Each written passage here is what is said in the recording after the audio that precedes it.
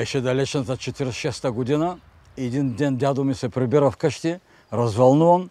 Видях царицата. Цялото семейство настрахнахме къде бе, как на гарата. Царското семейство се изселва от новата власт в Турция. Разкажи, дядо, по-подробно.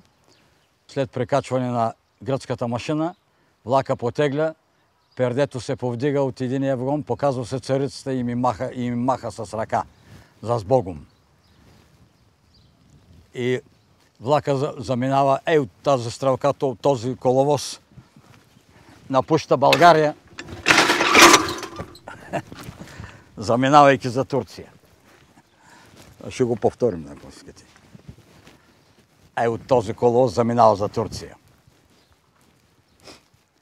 Ако такива са отпадналите сцени, какъв ли е филма? Момчето, което беше цар. Една единствена прожекция на голям екран на 15 юни, зала 1 на НДК. Билети на касите на НДК и в мрежата на ивенти.